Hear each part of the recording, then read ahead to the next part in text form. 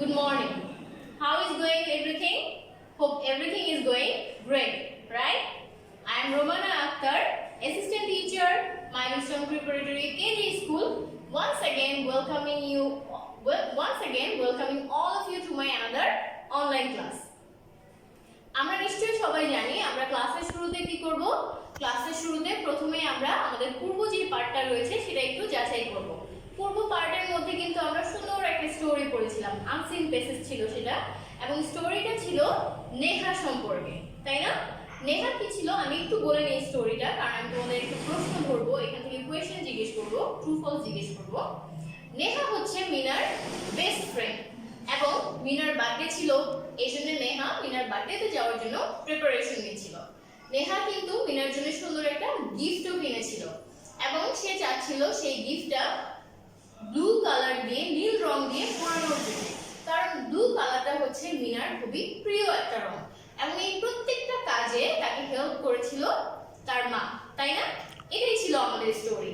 এখন আমি কি করব, এই স্টোরিটা থেকে তোমাদের ট্রু ফলস জিজ্ঞেস করব। আচ্ছা, এবং তোমরা কি করবে, যাচাই করার চেষ্টা করবে, আমিও যাচাই করব, তোমরাও সাথে যাচাই করবে যে তোমাদের পড়াটা কতটুকু কমপ্লিট হয়েছে। এবং সেটা কিভাবে, আমি যখন কোয়েশ্চেনটা করব তোমরা যদি সাথে সাথে আনসারটা দিয়ে ফেলতে পারো তার মানে তোমাদের পড়াটা কমপ্লিট হয়ে গেছে। আর যদি এরকম না হয় তাহলে কি করতে হবে, তাহলে আমাদের আবারও এই পড়াটা বাসায় সময় করে ভালোভাবে করে ফেলতে হবে। আচ্ছা, এখন ফার্স্ট কোয়েশ্চেনটা হচ্ছে এরকম, Neha is Molly's best friend, তাহলে এটা কি হবে, ট্রু না ফলস? বলো তো। এটা হবে ফলস, কারণ নেহা হচ্ছে মিনার ভালো বন্ধু, তাই না? তাহলে সেন্টেন্সটা এরকম ছিল যে নেহা ইজ মিনাস বেস্ট ফ্রেন্ড। তাহলে আমি কি বলেছিলাম, Neha is Molly's best friend, তাহলে সেন্টেন্সটা হচ্ছে ফলস। তারপর আমি যদি বলি Neha is very excited, Neha খুবই আনন্দিত, তাহলে এটা কি হবে, এটা হবে ট্রু, কারণ অ্যাকচুয়ালি বার্থডে দিন নেহা খুবই আনন্দিত ছিল। তাহলে নিশ্চয়ই তোমরা ট্রাই করেছো তোমাদের পড়াটা যাচাই করার, যে আমার কোয়েশ্চেনের সাথে সাথে তোমরা বলতে পারো কিনা। যদি তোমরা বলতে পারো তার মানে ভালো করে হয়ে গেছে, আর যদি না হয় তাহলে বাসায় এটা আবারও পড়ে ফেলতে হবে, ঠিক আছে? তাহলে আমরা যেহেতু পূর্ব পাঠ আলোচনা করে ফেলেছি, এখন আমরা কি করব, আজকের ক্লাসে আমরা কি কি শিখবো সেটা জানার চেষ্টা করব। আজকের ক্লাসে আমরা পড়তে যাব সেন্টেন্স। সেন্টেন্সটা তোমরা কিছুদিন আগে একটা ক্লাসে তোমরা পড়েছিলে। আজকে আমরা কি করব, তোমরা সেই ক্লাসে পড়েছিলে সেন্টেন্স কাকে বলে সেই সম্পর্কে। আজকের ক্লাসে আমরা সেন্টেন্সের অংশ নিয়ে পড়ব, কিভাবে অংশগুলো আইডেন্টিফাই করতে হয়, মানে অংশটা আলাদা করতে হয়, বের করতে হয়, সেই জিনিসটা পড়ব। তাহলে আজকের ক্লাস থেকে আমরা সেন্টেন্স সম্পর্কে আরো কিছু জিনিস জানতে যাচ্ছি, সেন্টেন্সের অংশ জানতে যাচ্ছি, এবং সেন্টেন্সের অংশগুলো কি কি, কিভাবে সেন্টেন্সের অংশটা আমরা আইডেন্টিফাই করতে পারবো সেই বিষয়টা আমরা শিখতে যাচ্ছি, তাই তো? তাহলে আমরা শুরু করতে পারি নিশ্চয়ই। তাহলে যদিও তোমরা সেন্টেন্স সম্পর্কে পড়েছো, আগের ক্লাসে সেন্টেন্স কাকে বলে জেনেছো, তারপর আমি কি করব, আরেকবার একটু তোমাদের মনে করিয়ে দেব, যেহেতু ক্লাসটা কিছুদিন আগে গেছে, হয়তো তোমরা একটু ভুলে গেছো।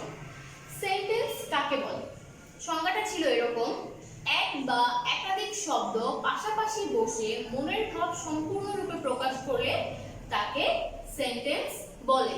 তার মানে কি হতে হবে, এক বা একাধিক শব্দ পাশাপাশি বসবে এবং সম্পূর্ণ মনের ভাবটা প্রকাশ করবে। যদি প্রকাশ না পায় তাহলে কিন্তু সেন্টেন্স হবে না। যদি আমি তোমাদের একটা উদাহরণ দিই, দেখো, কারণ সেন্টেন্সটা যদি আমরা আবার ভালো করে মনে করতে পারি তাহলে এখান থেকে আমরা কি করতে পারবো, পরবর্তী আমাদের যে দুইটা কোয়েশ্চেন আমরা পড়তে যাচ্ছি, সেন্টেন্সের অংশ কয়টি ও কি কি, এবং সাবজেক্ট কাকে বলে, প্রেডিকেট কাকে বলে, এই দুইটা কোয়েশ্চেন আমরা ইজিলি করে ফেলতে পারবো। তাহলে দেখো একটা উদাহরণ আমি দিই। মনে করো আমি লিখলাম আই ওয়ান্ট টু বাই, এখানে আমি কি করলাম, আমাদের সংজ্ঞা অনুযায়ী এক বা একাধিক শব্দ, এক বা একাধিক ওয়ার্ড পাশাপাশি কিন্তু বসেছে, একটা দুইটা তিনটা চারটা শব্দ আমি ইউজ করেছি, তাই না? কিন্তু এটার অর্থ কি দাঁড়ায়, আই ওয়ান্ট টু বাই, আমি কিনতে চাই। তাহলে কি আমার মনের ভাবটা প্রকাশ পেয়েছে? মনের ভাব মানে কি, মনের ভাব মানে হচ্ছে মনের যে কথাটা আমি যেটা বুঝাতে চাচ্ছি সেই বিষয়টা। তাহলে আমি এখানে বলছি আমি কিনতে চাই, কি কিনতে চাই, এখানে কিন্তু একটা প্রশ্ন থেকে যায়, তার মানে এটা কমপ্লিট হচ্ছে না। এখন আমি যদি এখানে আরো একটু যোগ করি, I want to buy some books,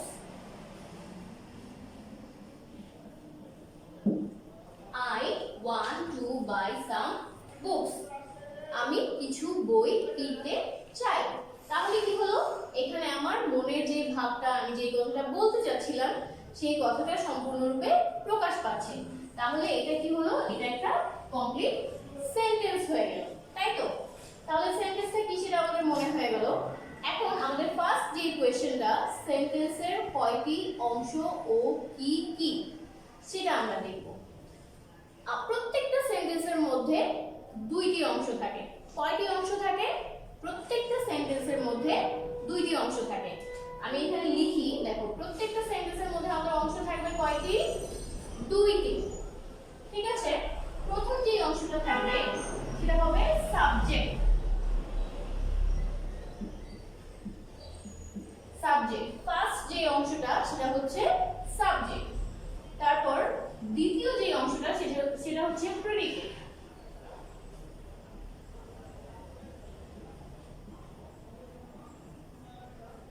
দ্বিতীয় অংশটার নাম হচ্ছে প্রেডিকেট, সাবজেক্ট প্রেডিকেট।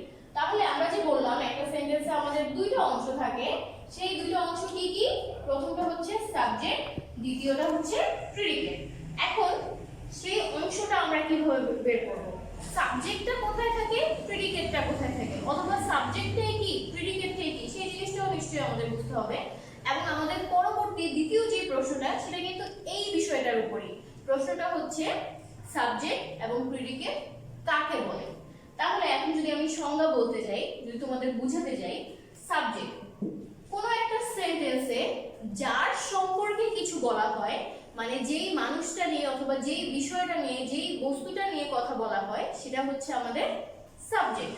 আমি আবারও বলি, কোনো একটা সেন্টেন্সের মধ্যে যার সম্পর্কে কিছু বলা হয়, মানে যেই কোনো একটা সেন্টেন্স যেই ব্যক্তিটাকে ঘিরে লেখা হয়, তৈরি হয়, সেই ব্যক্তিটাই হচ্ছে আমাদের সাবজেক্ট।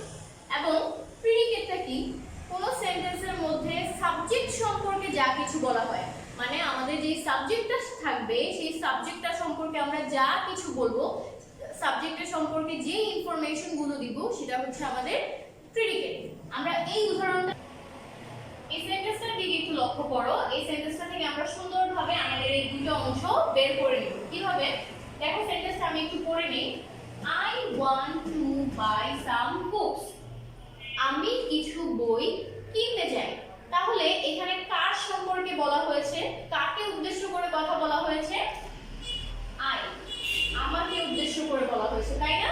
তাহলে আইটা হচ্ছে আমাদের সাবজেক্ট। আইটা কি? সাবজেক্ট। যখন আমরা একটা সেন্টেন্স থেকে সাবজেক্টটা বের করে ফেলবো, সাবজেক্টটা আলাদা করে ফেলবো, সাবজেক্টটার পরবর্তী যতটুকু অংশ থাকবে, একদম সাবজেক্টের পরে থেকে বাকি সম্পূর্ণ অংশটা হচ্ছে আমাদের প্রেডিকেট। তাহলে এই ওয়ার্ড থেকে শুরু করে একদম বুকস পর্যন্ত এটা হচ্ছে কি আমাদের প্রেডিকেট। ওকে, নিশ্চয়ই তোমরা বুঝতে পেরেছো। তারপর আমি আরেকবার একটু বলি, তোমরা আবার মনোযোগ দিয়ে শোনো। আমি কি বললাম? প্রত্যেকটা সেন্টেন্সের দুটি অংশ থাকে, সাবজেক্ট, প্রেডিকেট। সাবজেক্ট কি?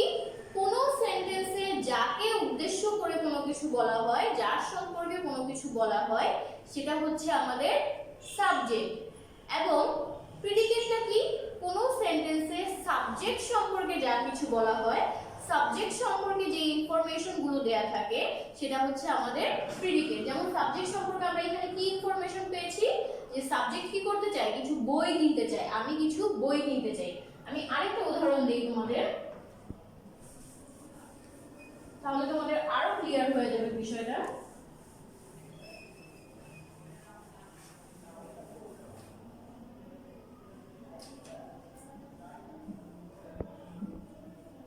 Ritu is a good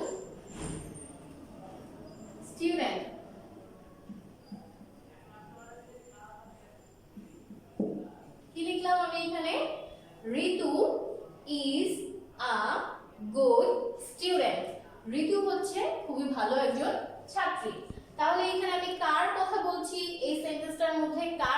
কথা বলা হয়েছে ঋতু, তাহলে ঋতু হচ্ছে আমাদের সাবজেক্ট। ঠিক আছে, এখন ঋতু সম্পর্কে কি বলা হয়েছে?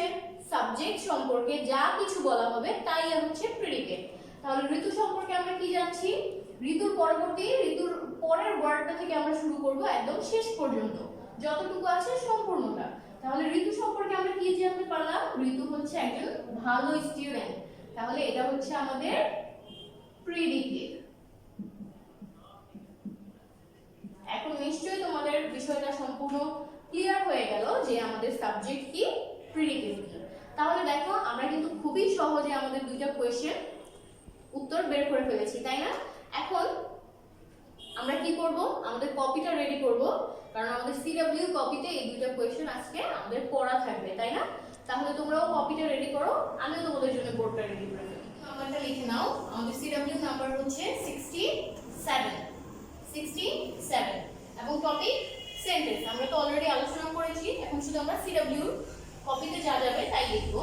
দেখো এখানে আমি লিখেছি এক্সারসাইজ এ থেকে আমাদের ফার্স্ট কোশ্চেনটা আমরা আগে করেছি, আজকে প্রথমে আমরা কি করব? সেকেন্ড কোশ্চেনটা, 2 নাম্বার কোশ্চেনটা কি?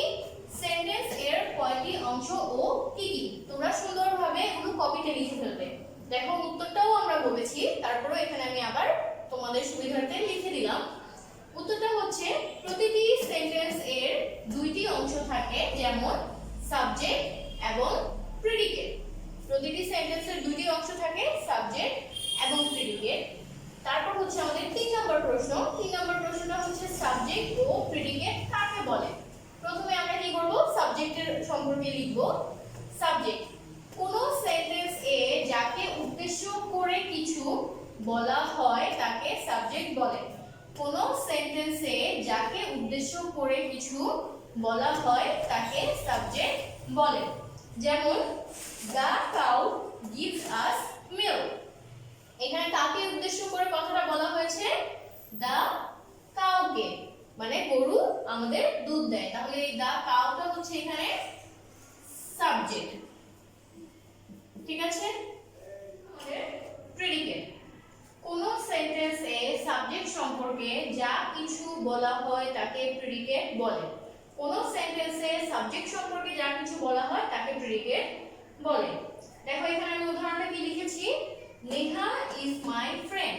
তাহলে আমরা তো জানি যেহেতু নেহার কথা বলা হয়েছে, তাহলে নেহাটা হচ্ছে আমাদের সাবজেক্ট। তাহলে নেহা সম্পর্কে আমরা যা কিছু বললাম সেটা হচ্ছে আমাদের প্রেডিকেট। ওকে, তাহলে আমাদের এক এক করে দুইটা প্রশ্নই সম্পূর্ণ আমরা করে ফেললাম।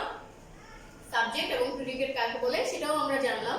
আমরা নিশ্চয়ই এখন কোনো একটা সেন্টেন্স দেখলে সহজেই বের করতে পারবো সেই সেন্টেন্সের দুটো অংশ সাবজেক্ট এবং প্রেডিকেট, এবং কোনটা সাবজেক্ট কোনটা প্রেডিকেট। এখন আমরা যেই কাজটা করব সেটা হচ্ছে আমরা এই যে আমাদের যে গ্রামার বইটা আছে এই বইটা নিব। এই বইটা থেকে আমাদের এক্সারসাইজ বি এবং সি করব। সবাই বই এবং একটা পেন্সিল নিয়ে রেডি হয়ে যাও, আমরা এখান থেকে এক্সারসাইজগুলো করব। এখন আমরা কি করব? আমাদের বই থেকে যে এক্সারসাইজ বি এবং সি রয়েছে সেটা করব। এক্সারসাইজ বি এর মধ্যে কি রয়েছে? নিচের সেন্টেন্সগুলোর মধ্যে সাবজেক্ট ও প্রেডিকেট ভাগ করে দেখাও। যেহেতু আমরা শিখেছি সাবজেক্ট এবং প্রেডিকেটটা কিভাবে বের করতে হয়, তাহলে এখন আমরা কি করতে পারবো? এই সেন্টেন্স থেকে দুটাকে ভাগও করতে পারবো। দেখো প্রথম যে সেন্টেন্সটা রয়েছে, আল্লাহ ইজ আওয়ার ক্রিয়েটর। তাহলে এই সেন্টেন্সে কার সম্পর্কে বলা হয়েছে? কাকে উদ্দেশ্য করে বলা হয়েছে? আল্লাহকে। তাহলে আল্লাহ হচ্ছে আমাদের সাবজেক্ট, এবং সাবজেক্টের পরবর্তী যতটুকু থাকবে সম্পূর্ণটাই হচ্ছে আমাদের প্রেডিকেট। তাহলে ইজ থেকে শুরু হয়ে ইজ আওয়ার ক্রিয়েটর, এই সম্পূর্ণটা হবে আমাদের প্রেডিকেট। তাহলে এইভাবেই আমরা বাকি সেন্টেন্সগুলোও করব। 2 নম্বরে কি আছে?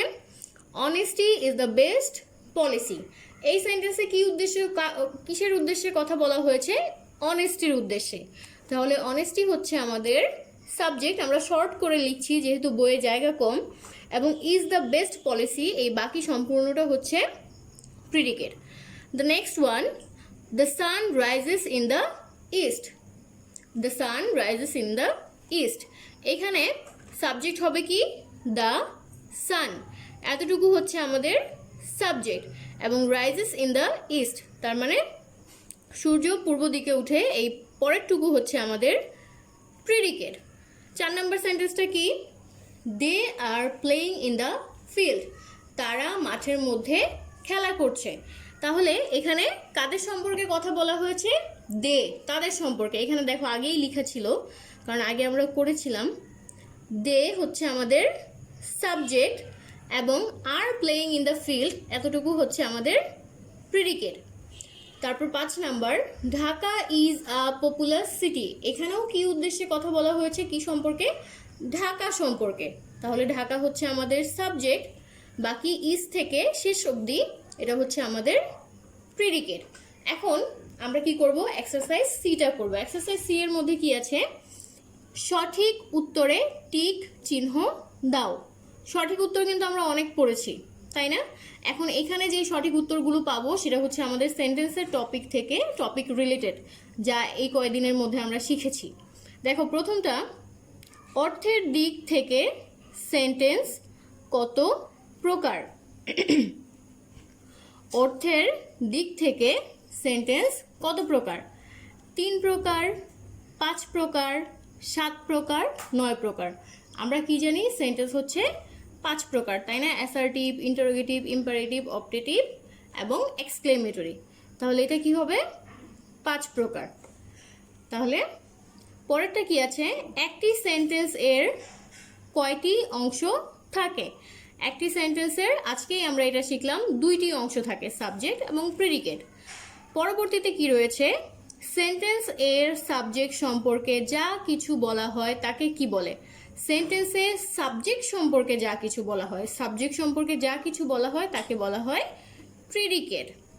তারপরটা দেখো, সেন্টেন্স এ যাকে উদ্দেশ্য করে কিছু বলা হয়, তার মানে সেন্টেন্সে যার সম্পর্কে কিছু বলা হচ্ছে, যাকে উদ্দেশ্য করে কথা বলা হচ্ছে, সেটা হচ্ছে আমাদের সাবজেক্ট। ঠিক আছে? তাহলে নিশ্চয়ই তোমরা আমার সাথে 2টা এক্সারসাইজই কমপ্লিট করে ফেলেছো। এখন যেহেতু আমাদের এক্সারসাইজ কমপ্লিট হয়ে গেছে, আমরা আমাদের বাড়ির কাজে চলে যাব। সবাই এখন আজকে বাড়ির কাজটা কি যাবে সেটা একটু দেখে নাও। দেখো আমি লিখে রেখেছি এক্সারসাইজ এ থেকে আমরা কি করেছি? 2, 3 কোয়েশ্চেন আনসার এবং BC এই দুটো এক্সারসাইজও করেছি, যেটা আমাদের থাকবে লার্ন প্লাস রাইট। তার মানে আমরা পড়বো এবং লিখবো। এখন আমরা লিখবো কোনটা সেটা দেখো, সেটা হচ্ছে আমাদের SW 36। SW নাম্বারটা হচ্ছে আমাদের 36 এবং B নং আমাদের রাইটটা। তার মানে কি থাকবে? আমাদের যে এক্সারসাইজ বিটা আছে, সাবজেক্ট এবং প্রিডিকেট কিভাবে আইডেন্টিফাই করতে হয়, যেটা আমরা একটু আগে আমরা দেখলাম কিভাবে করতে হবে, বইয়ের মধ্যে করলামও, সেটা আমরা আবার কি করব? আমাদের কপিতে SW নাম্বার দিয়ে সুন্দরভাবে করে ফেলবো। ঠিক আছে? তাহলে এটাই থাকবে আজকে তোমাদের বাড়ির পড়া, বাড়ির কাজ। তোমরা আশা করি বাসায় সুন্দরভাবে পড়বে এবং SW-টাও কমপ্লিট করে ফেলবে এবং বাসায় সবসময় কি থাকবে? নিরাপদে থাকার চেষ্টা করবে, বাসার ভিতরেই থাকার চেষ্টা করবে, বাইরে একটু কম বের হবে। ঠিক আছে? তাহলে সবাই ভালো থাকবে। আল্লাহ হাফেজ।